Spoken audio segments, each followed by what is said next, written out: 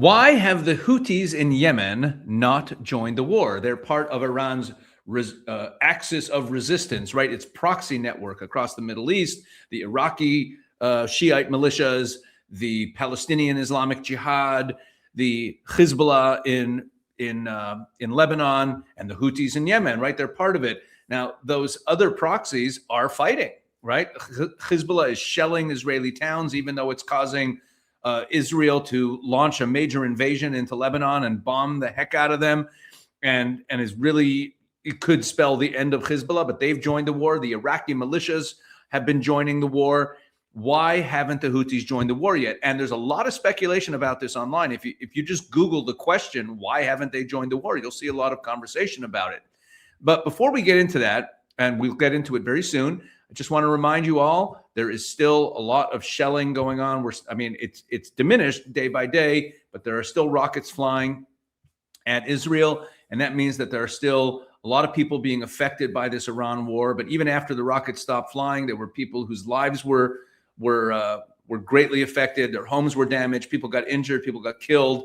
And right now, and this is part of the story that we're talking about right here, is that there is a major call-up of reserves in Israel because of an impending ground invasion in the north in Lebanon against Hezbollah. That's what I just mentioned. And that means that there's a lot of young families where the husband, the dad, is away now on reserve duty. There are many, many different needs, suffice it to say, in Israel right now due to this war.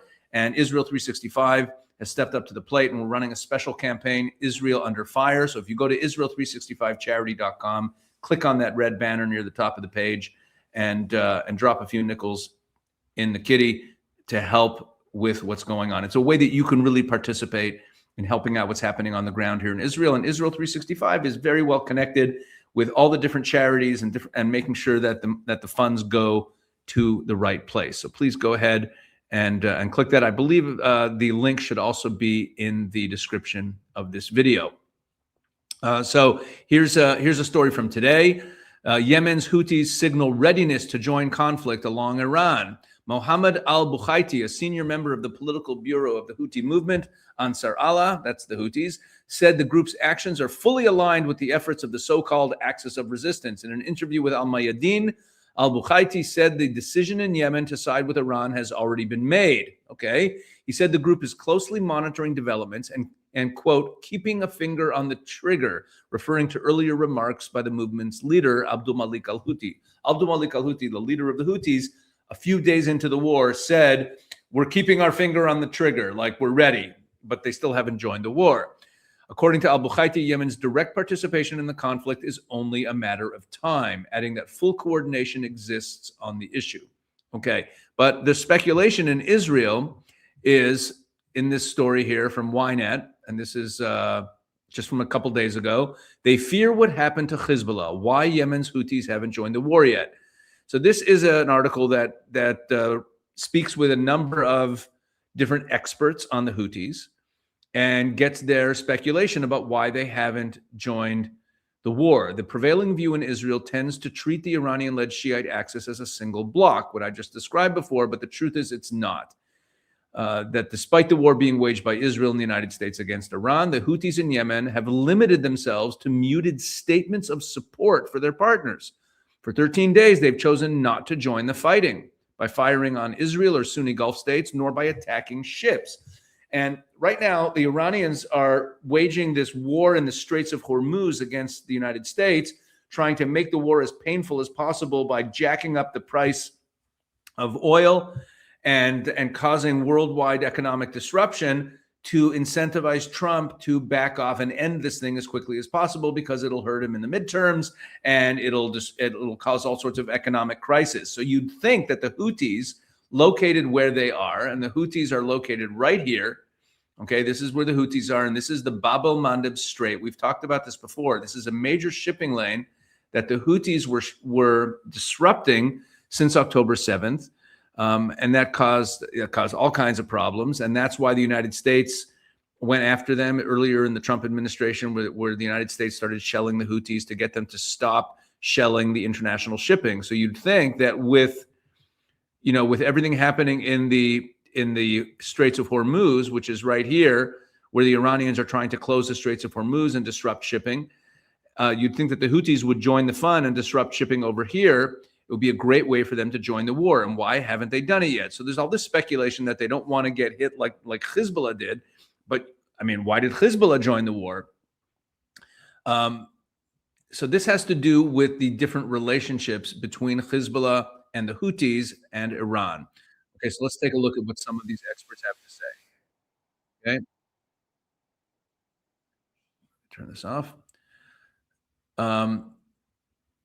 So it's well known that the Houthis are linked to Tehran through the Axis Joint Operations Room. Their participation there continues. The war in Iran may reach a point where they will have to enter the conflict, but they're trying to assess where a future confrontation with Israel could lead. It could be decisive and lead to their destruction and expulsion from Sana'a. War with Israel is their project, but they're also trying to preserve the position in Yemen. Okay, so basically they don't want to get slammed the way Hezbollah is getting slammed. Okay, great. But, and that's coming from an expert in Yemen. Okay. Look what he also says here. Like the calm before a storm, the pictures of Ali Khamenei that were hung after his assassination have already been replaced with images of Abdul Malik al-Houthi. Houthi fighters are moving around without uniforms, in civilian cars, blending into the population. You can't know where they are. It seems they're preparing for any trouble, an external strike, or an internal uprising. The leadership cannot be seen in all. You see, the Houthis, remember that not so long ago, the Israelis went in and did airstrikes and drone strikes to take out their leadership. So now you have Houthi leaders who are taking off their uniforms and trying to blend in. And the Houthi fighters are trying to blend in because they don't want to get hit by the Israelis. Now, there's also concern about Somaliland. Somaliland is located right here. Okay, so it's right opposite Yemen. The Israelis, of course, famously recognized Somaliland, and now the Israelis are planning to build bases there. Take a look. Israel-Somaliland ties could lead to Red Sea Israeli base intel gathering on Houthis, report says. Okay, so in Somaliland's minister of the presidency said that the Israelis basically are going to be setting up an Israeli military base down there on the Red Sea, right by the Bab el-Mandeb Straits.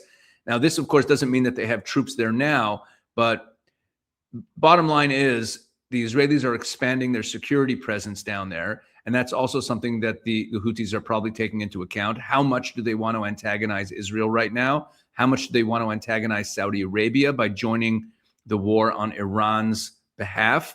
So these are all calculations that they have. But this all brings us back to the question, how independent are the Houthis? Don't they have to join the war if Iran says so? So that question is dealt with here. So this is from Sima Shine, a former Mossad official who's now a researcher at the think tank, the Institute for National Security Studies. Quote, they have proven in the past that they are relatively independent. I also think they understand that Iran after the war will not be the same as Iran in terms of capabilities. Their ultimate goal is to control Yemen, or at least to be a central part of its leadership. In addition, they've already been hit by the Israeli military during the Swords of Iron War. That's the war we've been fighting since October 7th. And they understand Israel has improved its capabilities since then. Together with the United States, there's significant military power in the region that could seriously harm them. In my view, that's a central consideration. Now, as I was poking around about this issue, I noticed an interesting line in a story in the Arab media, because here I was reading Israeli media about why the Houthis aren't joining the war. I decided to read some Arab media. Despite solidarity with Iran, Houthis reluctant so far to enter the fray. Unlike Lebanon's Hezbollah and Iraqi armed groups, the Houthis have not made any formal announcement of joining the war. This is a news item from today. Okay, so look what it says here. Iran's Shia allies in Lebanon and Iraq have joined the war in the region unleashed by the U.S. and Israeli strikes on Tehran. But Yemen's Houthi rebels, heavily armed and capable of striking Gulf neighbors and causing major disruption to maritime navigation around the Arabian Peninsula, have chosen so far not to enter the fray. On March 5th, Houthi leader Abdul Malik al-Houthi said the group was ready to strike at any moment. regarding military escalation and action. Our fingers are on the trigger at any moment. I mentioned that earlier in the video. Should developments warrant it. But unlike Lebanon's Hezbollah and Iraqi armed groups, they have not made any formal announcement of joining the war. And look what it says next. Houthi religious doctrine does not adhere to Iran's supreme leader in the same way Hezbollah and Iraqi groups do. Now, let me drill down on that because I think it's critical to understanding the Houthis' current behavior. Okay? So let me talk about this a little bit right now. When we talk about Iran's axis of resistance, that's the whole proxy network. Again, people usually think of it as, oh, well, they're all Shiite proxies of Iran, and they all kind of work for the Iranians, right? Hezbollah in Lebanon, Shiite militias in Iraq, Hamas in Gaza, and the Houthis in Yemen. But there's a very important difference in that alliance that most reporting never explains. And even this one-liner here doesn't really explain it. So again, it says there that the Houthis' religious doctrine does not adhere to Iran's supreme leader in the same way that Hezbollah and Iraqi militias do. And that's what I want to explain now for the next few minutes. So you have to understand that a concept at the heart of the Iranian regime religious ideology, and it's called Wilayat al-Faqih, or the rule of the Islamic jurist. The rule of the Islamic jurist, Wilayat al-Faqih. That's the core doctrine of the Islamic Republic of Iran. So according to this doctrine, political authority in an Islamic state must be held by a senior Shiite cleric. And that's what Iran calls the supreme leader. But the reason for this doctrine comes from a deeper theological belief within their branch of Shiite Islam, which is called Twelver Shiite Islam. Okay, that's the Shiite Islam of the Iranian regime. Twelver Shiites believe that there were 12 divinely appointed imams descended from Muhammad. The 12th imam, known as the Mahdi, is according to this belief, he disappeared in the 9th century. And according to this belief, he stayed alive, but is hidden. He's hidden away until the end of days, until the end times. And there will come a day where he will return to defeat evil and restore justice to the world. Okay, so if the rightful leader of the Islamic community is hidden, who governs the world in the meantime? Like from the 9th century when he disappeared until now, who's governing the world while he's hidden? So after the Iranian Revolution, Ayatollah Khomeini, the guy who led the revolution, he presented this doctrine called Wilayat al-Faqih, which argued that until the Mahdi returns, a senior Islamic jurist must govern society on behalf of the Mahdi. And this idea became the foundation of the whole structure of the Iranian regime. And movements that fully embrace Iran's revolutionary ideology are expected to recognize the authority of Iran's supreme leader as the representative of that system, as the stand-in for the Mahdi. And that's exactly what Hezbollah in Lebanon does. Hezbollah was created by the Iranian Islamic Revolutionary Guard in the 80s. Its leaders are total followers of Twelver Shiite Islam and the supreme leader of Iran. In other words, Hezbollah is not just an ally of Iran. It is, and I've said this before, it's part of Iran. It's an arm of Iran, and it's also ideologically and religiously identical. So the same is true for several Shiite militias in Iraq, where groups like Kataib Hezbollah that I've mentioned. But the Houthis are different. Okay, the Houthis do not come from the same branch of Shiite Islam as Iran. They're not Twelvers. The Houthis come from a much older and different tradition called Zaidi Shiite Islam, or Zaidi Shi'ism, you might want to call it. Now that developed in Yemen over 1,000 years ago.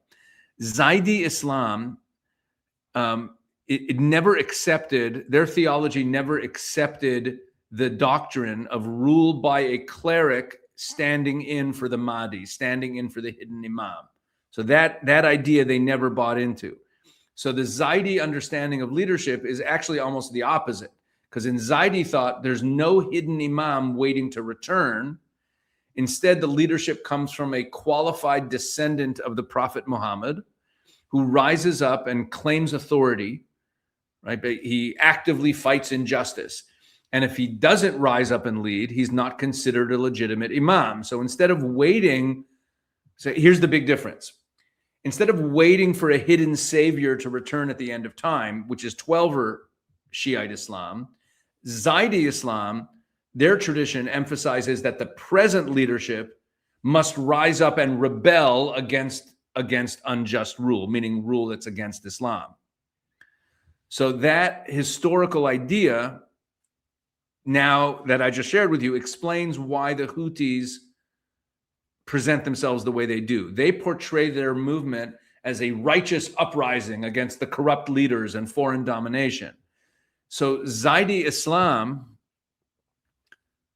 which is different than 12er Shiite Islam, doesn't believe that the Mahdi is hidden away and will come back. Now, they do believe in a Mahdi, but the concept is far less central, and it's not as apocalyptic as 12er Shiism. Okay, and to understand this a little bit more, I highly, highly recommend go to the Israel 365 News YouTube channel. And I put up an interview that I did with Dr. Mordechai Kedar this past Thursday. So go back. It's one of the most recent videos on the Israel 365 News channel. Interview with Dr. Mordechai Kedar, and we get into this stuff. We get into the 12er Shiite Islam, what makes Shiite Islam different from Sunni Islam, and how that can help us understand what's going on in this war. You got to watch that. So again, according to Zaidi Shiite Islam, there's no hidden imam currently ruling behind the scenes. Okay? There's no theological reason then for the Houthis to recognize Iran's supreme leader as the representative of some hidden authority. Meaning the whole construct theologically of 12er Shiite Islam and the Iranian regime and what the supreme leader is means nothing to the Houthis. So the Houthis are actually much more of a proxy, but not the way Hezbollah or the Iraqi militias are, right? They're actually just a proxy, meaning they're an independent organization. They get funding, they get weapons, but they get missile technology, intelligence, whatever, but the relationship is much more of a strategic partnership than an ideological chain of command. They're not part of the same cult, as it were, or sect as Hezbollah, the Iranian regime, etc. So the Houthis cooperate with Iran because their interests overlap, right? They both hate the Saudis. They both, and they have a lot of the same tactics, threatening strategic shipping routes, right? But they're not the same. Okay, the Houthis will still pursue their own Yemenite agenda. They're not simply taking religious orders from Tehran. But Hezbollah and Kataib Hezbollah in Iraq, they are actually taking religious edicts. So if Ali Khamenei is killed, if the Iranian regime is under attack, they just go forward. And also, 12ers believe in bringing the world to a point of apocalyptic chaos to bring the Mahdi back. That's not the way the Houthis think, right? So this distinction between these different types of Islam really help us understand things. So when Iran coordinates its escalation through its network of militias and also by firing missiles in all different directions, and they're trying to escalate things and bring about this chaos, groups like Hezbollah and the Iraqi Hezbollah, who are also like them, are very tightly connected to that. They're part of that. But the Houthis will behave more independently. Okay? So sometimes they hold back, even though Iran might want them to escalate. So when people talk about the Iranian axis of resistance, this is the punchline here, it's important to understand that it's not a single unified command structure. It's more like a coalition of groups, and the members don't have the same relationship to Iran, right? Hezbollah is an arm of Iran, and they're also deeply ideological. And then you have like the Houthis, who are partners and cooperate, but don't have the same religious tradition. And that difference explains why the Houthis can be powerful allies of Iran, but they're not religiously subordinate to them. They don't actually do what Iran tells them to do necessarily. Okay, I hope this all made sense. This is very important. So let's wrap this up. Let's say, what's the bottom line of all this? The bottom line of all this is that the Houthis have not joined the war. There's all this speculation about why. They don't feel bound to join the war for the religious reasons that I just shared with you. They're not part of that same structure, even though they are technically Shiites. And it's beyond the scope of this video to talk about what that even means. It sounds like their theologies are so different. But suffice it to say, their primary objective geopolitically is, I mean, they hate the West, they hate Israel and all that, but they also want to be ruling in Yemen. And they don't want to jeopardize that right now. So even though they keep saying their fingers on the trigger and that they're gonna jump in when the time comes, they're really caught in a tight spot because probably the Iranians want them to start bombing the ships in the Bab el-Mandeb Strait to disrupt shipping, to help their general strategy of causing all this economic disruption and rise in prices, which could make this war more painful for Trump. But they're not doing it because they have other interests at stake here. I hope this made some sense. Thanks for watching, and please continue to share these videos and tell other people about what we're doing on this channel. I really believe, I hope and pray that I'm accomplishing it. I really believe that I'm providing a service and helping you follow this war with greater depth and greater accuracy and really understanding what is going on. So thanks for watching. God bless. And again, please share these videos and tell everyone about what we're doing on this channel.